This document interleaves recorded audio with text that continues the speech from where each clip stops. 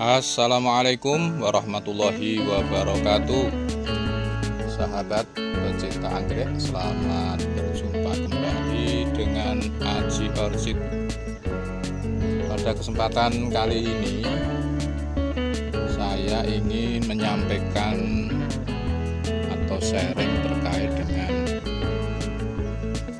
anggrek yang dipelihara Fulsan Fulren dan baru saja terkena guyuran air hujan yang cukup deras.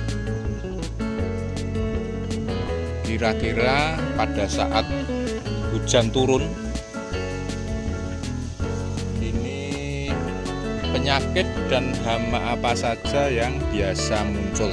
Nah, ini perlu diketahui oleh teman-teman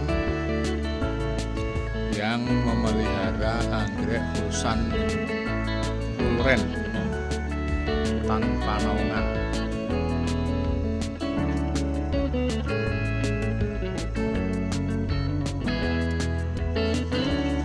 Biasanya ketika hujan turun itu ada beberapa yang perlu diwaspadai. Yang pertama tentu saja adalah jamur atau fungi. Nah, oleh karena itu ketika musim penghujan atau hujan itu datang pertama kali, yang dapat kita lakukan adalah melakukan penyemprotan dengan fungisida. Namun karena pada musim penghujan itu dikhawatirkan nanti fungisida yang kita semprotkan itu larut terkena air hujan, maka pada saat penyemprotan fungisida dicampur dengan perekat untuk atau bertujuan agar fungisida tidak segera larut terkena siraman air hujan. Sebab nanti kalau sudah terkena air hujan otomatis kan kita rugi, manfaatnya belum kita dapat tetapi sudah hilang karena air hujan. Yang selanjutnya biasanya akan muncul jenis siput. Siput ini biasanya menyerang daerah sekitar media tanam atau mungkin akar. Siputnya biasanya kecil-kecil. Tetapi bagi yang berada di desa kemudian meletakkan anggreknya agak dekat dengan tanah, tentu siput besar pun bisa muncul. Tapi kalau siput besar kan artinya dapat kita lihat dengan jelas pakai mata kita. Tapi kalau siput kecil kadang-kadang tidak terlihat, apalagi kalau tempatnya ada di dalam media. Nah, mungkin ya ketika musim penghujan mereka keluar dari persembunyian atau mungkin telur-telurnya itu menetas. Nah, untuk melihat dengan jelas siput sebetulnya kalau siang hari agak jarang ya, walaupun ada 1-2 tapi kebiasaan akan muncul pada malam hari. Siput itu senangnya muncul di malam hari, yang kecil-kecil. Karena kalau siang hari mungkin takut dengan sinar matahari.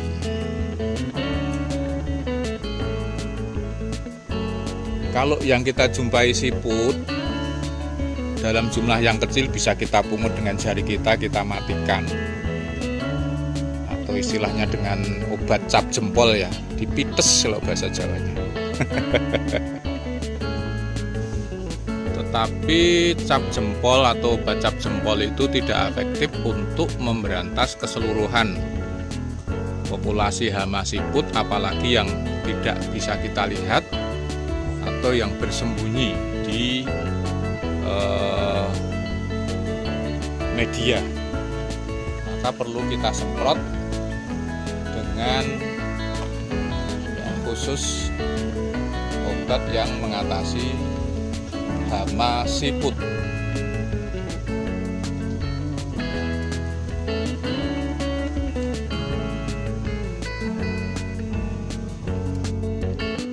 Pada musim penghujan kadang-kadang juga banyak muncul serangga-serangga atau insektisida yang akan merusak tanaman kita. Mungkin bisa belalang atau kupu-kupu yang kemudian bertelur dan menjadi ulat. Ulatnya nanti bisa makan anggrek kita, daun-daun dan sebagainya. Maka kalau yang muncul itu berarti kita harus menggunakan insektisida. Lantas prioritas mana dulu yang akan kita lakukan?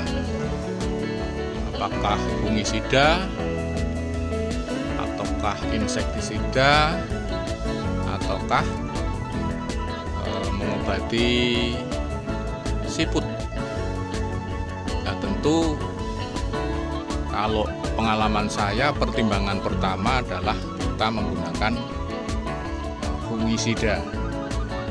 Ya, fungisida yang tadi penyemprotannya dengan ditambahkan perekat agar tidak larut kalau kena air hujan. Dan selanjutnya prioritasnya adalah dengan cara kita melihat secara langsung, mengamati kecenderungan dari anggrek kita ini, hama yang muncul itu apa? Apakah kita jumpai siput-siput atau insek-insek atau serangga pemakan anggrek? Maka mana yang kita anggap kita temui lebih banyak, kita prioritaskan untuk mengatasinya, seperti itu. Bisa nggak dicampur fungisida, insektisida? Ya, ada yang bilang bisa, ada yang bilang tidak, tergantung dari jenis insektisida dan fungisida itu sendiri. Namun yang paling aman adalah kita tidak mencampurkan obat-obatan kimia. Yang paling aman itu, karena dengan tidak mencampurkan itu kita akan mendapatkan manfaat dari obat-obat kimia secara optimal. Nah, barangkali juga ada teman-teman yang memiliki pengalaman tidak menggunakan obat kimia dengan herbal tertentu atau membuat ramuan tertentu. Itu juga dipersilahkan sesuai dengan pengalaman kita masing-masing. Dengan demikian, pengalaman merupakan guru yang paling baik, seperti itu kata orang bijak. Nah, sahabat pecinta anggrek, berdasarkan pengamatan juga, air hujan akan bisa mempersubur anggrek.